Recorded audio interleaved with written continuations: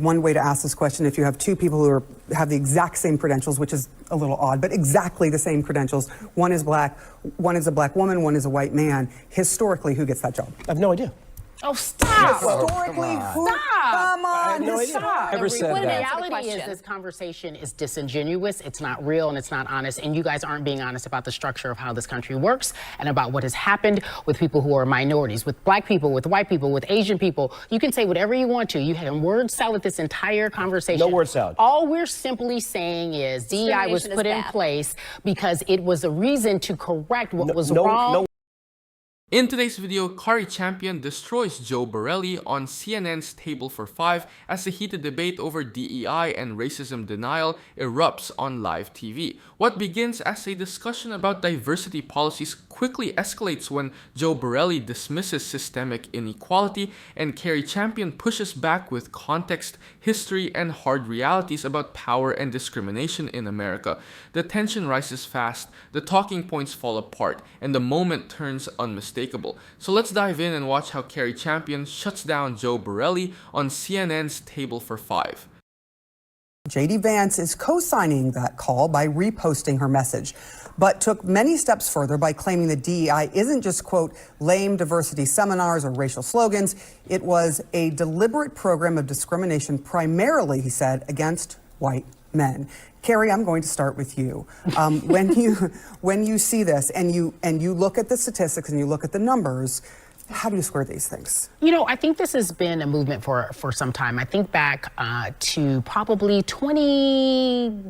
probably forever, but I'm going to say probably 2013, 2014. I was working with someone who said to me, it was a male colleague of mine, white male colleague of mine, and he was feeling very uncomfortable with the state of the world. He was suggesting that he wasn't able to get anything done because he was a white male and the world was essentially against him, and everything made it seem like, guess what, we have to hire minorities, we have to hire women, we have to hire marginalized people. And in his mind, everything was so politically correct. It was the HR of it all, the human resources of it all. And he was really upset about this. And I understood where he was coming from, but I couldn't relate because I lived in a world, and I'm speaking from my own experiences, where it felt like, well, about time. So what this is, in my opinion, is purely subjective.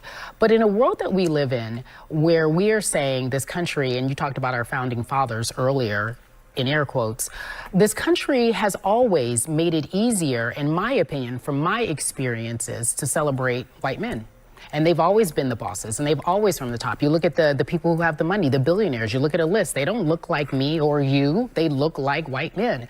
And so for this to be an issue, a movement, it is as if these white men are being marginalized, feels very disingenuous. And the fact that J.D. Vance is amplifying it is also disingenuous, in my opinion. But two things can be true. Right? You know what? They can be true. They can. Correct. Three things can be true. We can look back at the history of different institutions, private sector, public sector, and point and say this was overwhelmingly dominated by white men. Right? The statistics don't lie. But the statistics that came out recently about some hiring practices at some major institutions, specifically media, that article in Compact magazine that came out this week really does highlight some shocking numbers. If a news agency is touting their diversity and touting the fact that they're hiring, say, people of color, and 80% of the people are people of color, that is discriminatory in the same way that it was discriminatory to hire only white men. To hire only white men. And I think those things could be true. And to acknowledge that this is actually happening, I think is an important step, because it does show perhaps that we've moved somewhat beyond some sort of post-racial view of how things should be. No, let me just throw in a couple statistics, because I went to look this up because I was actually curious to see what happened, because there was a very large jump in black women's unemployment at 7%. White men's unemployment is about 3%. Black men's unemployment is at 7.5%. So when you look at all of this and you start talking about discrimination, yes, there are some examples, I think, that one of which you just pointed out, but you can't cherry pick when you look overarching at what's happening actually in the world, the world of work. What Cari Champion is pushing back against is the idea that DEI exists in a vacuum or as an anti-white male conspiracy, when broader labor data tells a different story.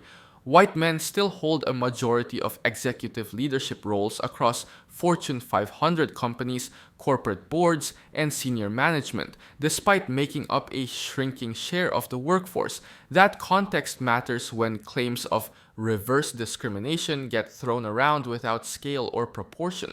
The unemployment numbers complicate Scott Jennings' framing.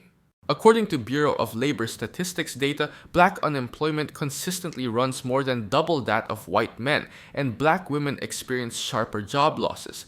If DEI were systematically disadvantaging white men, those disparities would be moving in the opposite direction. They are not. It's also worth noting that most DEI programs are not hiring mandates. Legal DEI frameworks focus on outreach, bias training, and expanding candidate pools, not quotas. Explicit racial quotas are illegal under federal employment law and routinely struck down in court. That alone undercuts the claim that DEI is some legalized discrimination scheme. Where Cari's argument really lands is on power dynamics. Historically, unequal systems don't correct themselves without intentional pressure. That doesn't mean every DEI rollout is perfect, but isolated examples don't outweigh decades of structural imbalance. Finally, cultural grievance politics polls well during economic anxiety, but discomfort is not discrimination. Feeling challenged in a more competitive workforce is not the same as being shut out. The data simply doesn't support that claim. Paul, how do you see this? What do you think this is about? Is this about messaging, or what is happening? I think it's sometimes we fall into all or nothing. Did DEI go too far at times? Probably. Sometimes I think what happens, especially with political correctness, is the pendulum goes all the way over here. Sure, overcorrect. You just got to get back in the middle. Sure. Just get it in the middle. Did some white men get screwed over because of DEI? Probably. Did everybody, to the point where you do? That was like a shyster personal injury law firm commercial, wasn't it? Your steering wheel may be a ticking time bomb. And if you feel like you've been treated poorly. Right, yeah. exactly. So this isn't correcting a systemic inequity. It's treating discrimination as symmetrical, and it's not, because what you're doing is you're ignoring the imbalance of power that led to the civil rights legislation. And so, do I think that some white men have unfairly been treated as a result of DEI? Yeah, life's kind of sloppy that way. But it's not perfect, but I don't think you go so far as right? to tell everybody to start suing the government and start suing your work. Wait, But why Somewhere in the middle. Wait, hold on. Why shouldn't a white person who has been discriminated, which you just admitted is real and has happened, why wouldn't a white person who has been discriminated and can prove a case, or at least can bring a case, why wouldn't they be able to sue for that? Because I think the federal government, in that kind of announcement, is emboldening people that maybe don't have a claim but feel the government's telling me to do it, I'm going to go do it. Lose. That's why. So Maybe the bigger question is, why is the vice president putting this out there, telling people to sue? That's the question. Because discrimination is bad no matter who it is against. And do we all agree that discrimination on the basis of race or sex is bad? Can we all say yes? Yeah, of Cari, course. can you say yes to that? But You don't. Well, the reason I asked that question. But I mean, because there's a big question here. There is an entire community that feels discriminated against by the president. White men. The Somali community feels discriminated against by the White president. He American, called them garbage. Joe Biden called us garbage. White American men are being discriminated on the basis of their race and gender. And I would feel awful. What numbers do you have that this is a systemic issue? This is a big I don't care if problem. it was a one-off issue. Nobody should be discriminated against because of their race or their sex. Second of all, the Compact article you mentioned, he does a very detailed job building upon years of other evidence. The other thing we have to discuss here, I am a female. I would feel awful if I got a role over a black male just because I'm a female, because I had a different quota or target. It should always be based on meritocracy, on competency. I want whoever is most qualified for the job. And disparate incomes or disparate outcomes is not indicative that it was the result of racism. So we have to stop pretending like that is the, if, blacks have a slightly higher unemployment rate or, slightly lower, that's okay. Well, it's double, it's not slight. My point is it doesn't matter what, it doesn't matter. Paul Mercurio's position holds up when you step back and look at how discrimination actually operates in the real world, not just how it feels in isolated cases. Multiple labor economic studies show discrimination isn't evenly distributed across groups because power and access aren't evenly distributed to begin with. That's why civil rights laws were created in the first place, not to micromanage fairness in every individual interaction, but to correct systemic barriers that appeared consistently across hiring, pay, promotion, and housing. For example, audit studies where identical resumes are sent out with different names still show applicants perceived as white receive more callbacks than equally qualified black applicants. That doesn't mean no white person has ever been treated unfairly, but it does show the overall structure still tilts in one direction. Treating every complaint as identical ignores that context and risks flattening real inequities into both sides' narratives that don't match the data. Paul's concern about government officials encouraging mass lawsuits is also grounded in history. When political leaders frame litigation as the primary solution, it often benefits lawyers more than workers and overwhelms systems meant to handle legitimate claims. The EEOC already exists to investigate discrimination using evidence-based standards. Bypassing that framework encourages emotion-driven cases instead of targeted enforcement.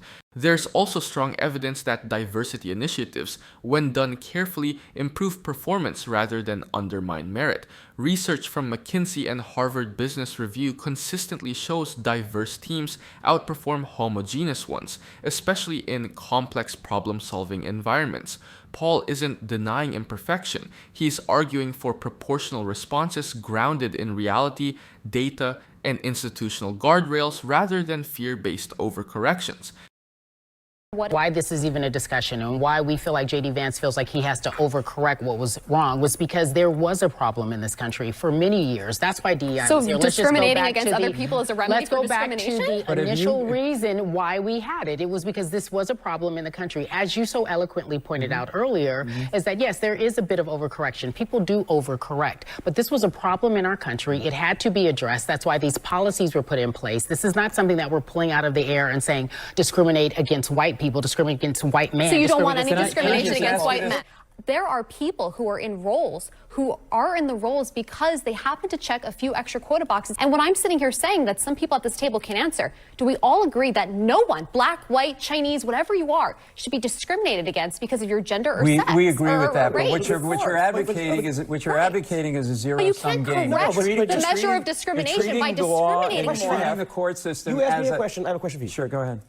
If we all acknowledge that DEI policies exist, which give preferential treatment to people of color, women, what actually does? Like, how does it work? Tell me what do they do to get the numbers up in institutions, if not discriminate against people from one race or gender versus Well, another? it's all how you What do want they to do? couch it. If you can They use just the hope? word, you can use the word discriminate, or you could use the word that there's an inherent entrenched sort of system that is not working for the minorities. someone It's trying to getting be, hang on a preferential second, I'm answering your question. It's trying to be corrected By through discriminating. hang on a second. No, it's not. You can call it discrimination. Somebody else could call it something else. The court's And gonna figure out that they So the point is that when you use this as like a blind scale instead of a corrective measure to correct the fact that there's been systemic racism or misogyny or whatever you want to call it, and if has it gone too far? But Yeah. what corrective measure is there Hang on other a second. than Has it gone too discriminating far? against a DEI race has or gone gender? too far at times. But As a just- white male, I'll say that. The question, what corrective measure, your words, exists that doesn't give preferential treatment over specific races and genders? I think one way to ask this question, if you have two people who have the exact same credentials, which is a little odd, but exactly the same credentials, one is black, one is a black woman, one is a white man, historically, who gets that job? I have no idea.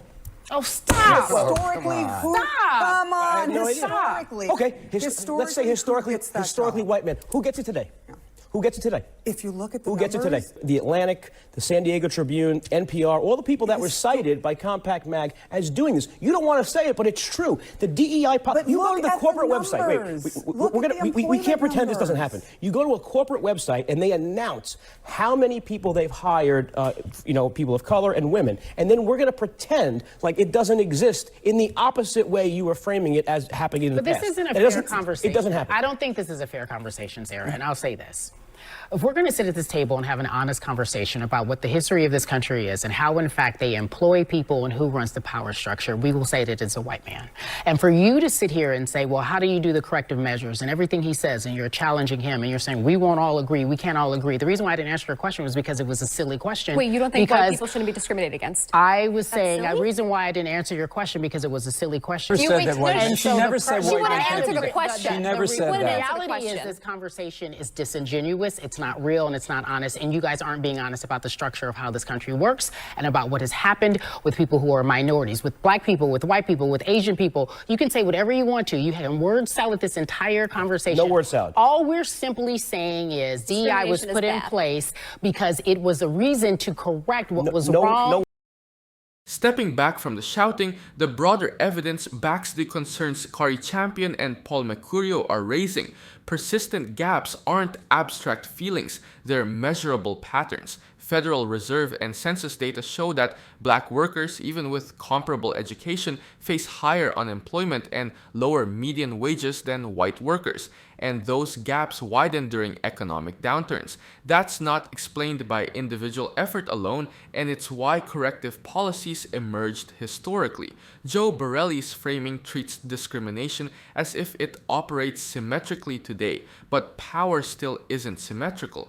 Corporate leadership remains overwhelmingly white and male, and studies from the Economic Policy Institute show promotion and managerial pipelines lag far behind workforce diversity. When outcomes differ this consistently, it signals structural friction, not just random unfairness. There's also a misunderstanding about how DEI actually functions. Most programs don't mandate hiring unqualified candidates. They expand recruiting pools, reduce bias screening, and standardize evaluations. Audit studies repeatedly find that identical resumes get different responses based solely on perceived race or gender. Addressing that bias isn't favoritism, it's correction. Paul's warning about turning discrimination into a zero-sum legal free-for-all matters too. History shows that mass litigation signaling politicizes enforcement and distracts from real cases. Agencies like the EEOC exist to filter evidence from grievance. Most importantly, merit doesn't disappear when context is acknowledged. Diverse teams, according to MIT and HBR research, outperform homogeneous ones on problem solving and innovation. Cari and Paul aren't arguing for punishment, they're arguing for realism. That perspective reflects data, history, and reality. Pause. Are you getting tired of getting half the story from biased news sources? One outlet says one thing and another says the complete opposite. How are you supposed to know what's actually true? That's where ground news comes in. It lets you compare how different media outlets, left, right, and center, are covering the same story. So you can see the full picture instead of just the echo chamber. And here's the best part. Click the link in the description and get 40% off the Vantage tier, which gives you even deeper insights into media bias and political trends. Stay informed, think for yourself, and check out ground news in the description down below.